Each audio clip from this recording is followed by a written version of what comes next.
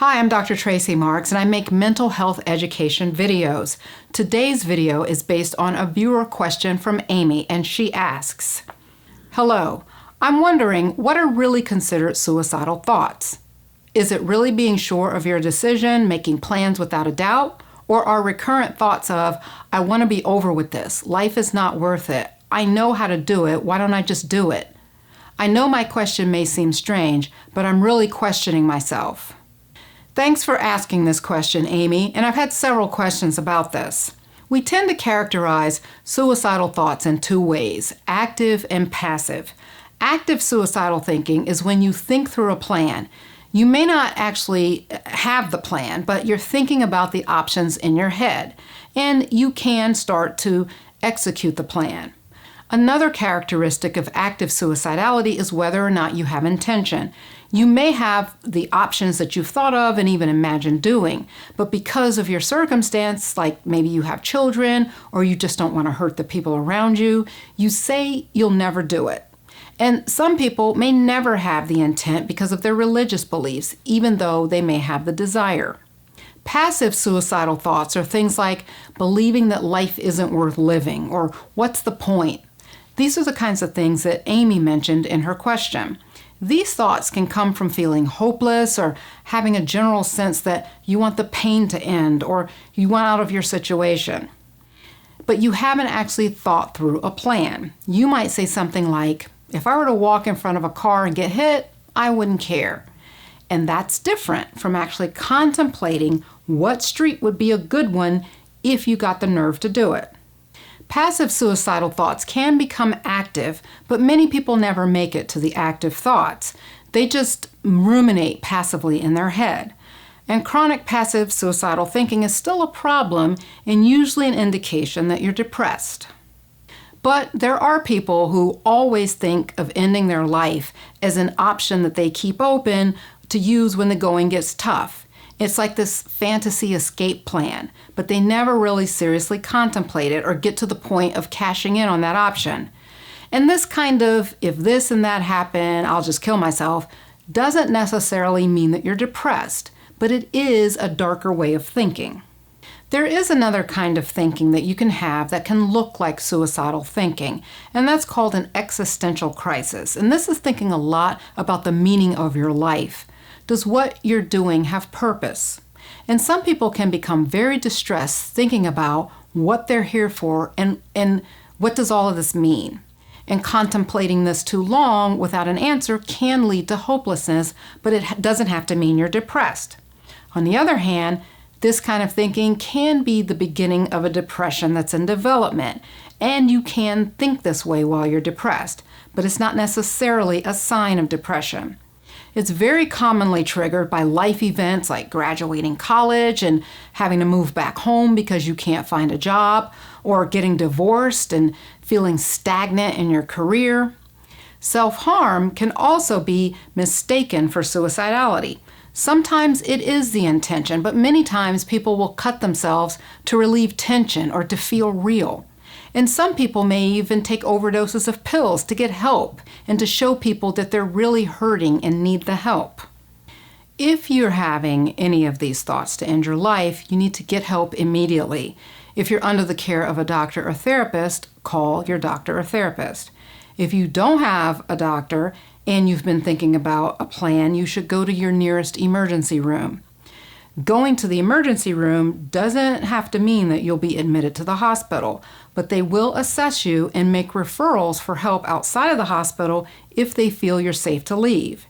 If you don't have a doctor or can't easily get to a hospital, you can call the suicide prevention hotline for help or about what to do about your thoughts. Another thing you can do is develop a suicide safety plan. And this is something that's best done with the help of your doctor or therapist, but if you don't have one, you can still think through this yourself. The safety plan is a list of coping strategies and sources of support that you can have in place when you start to feel suicidal. Here's a 6-step safety plan based on research studies, and I'll have the references in the description. You want to write these steps down, and I have a link to a template that you can download from my website. Step 1 is to identify warning signs. Ask yourself, what's going on when you start to become suicidal? Think about your behaviors and your thought processes. An example of this would be you start thinking a lot about buying a gun, and behavior might be that you start blowing up at your family a lot. Step 2 is to write down coping strategies. And this would be things that you can do on your own to help you not act on your thoughts. And examples might be like going for a walk outside or watching a movie.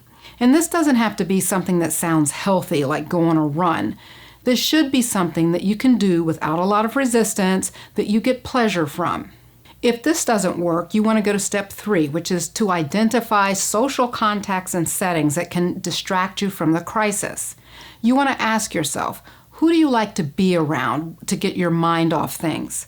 Or if there's a place that you like, where can you go that makes you feel good?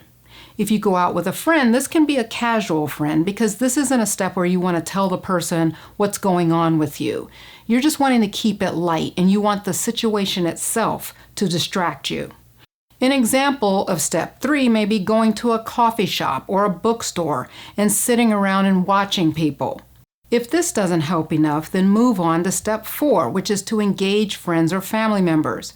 You want to list 3 or more people in order of priority, with the first person on the list being the most supportive of you.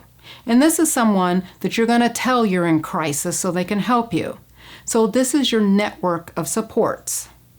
If this does not work for you, you go on to step 5, which is to contact a professional or an agency. And you want to have a list of your providers, local urgent care centers or hotlines, and you want to include the phone numbers of these places. Step 6 is to make your environment safe. You want to get rid of things like guns or large bottles of pills. If you get the 90-day supply of medication, take out only enough for a week at a time and then put them into a pill organizer. Then give the rest to a trusted friend or family member.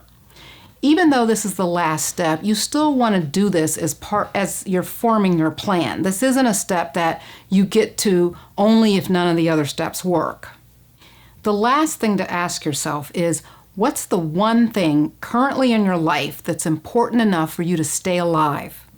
You write this one thing down on your list so you can keep yourself focused on the big reason that you're going to implement this plan. Remember, most suicide attempts are impulsive. You can convince yourself that your situation will be much better if everything is over.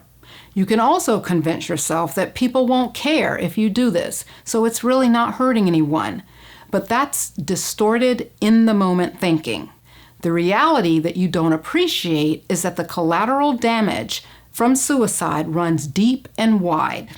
It's like a nuclear blast that leaves permanent damage behind.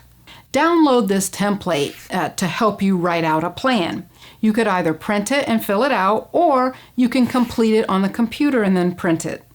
Keep a copy for yourself and give a copy to your close network and your therapist. If you prefer to keep things on your phone, there's an app called MY3 that has a safety plan that you can store in your phone. It even allows you to email the plan to someone. Stay safe and see you next time.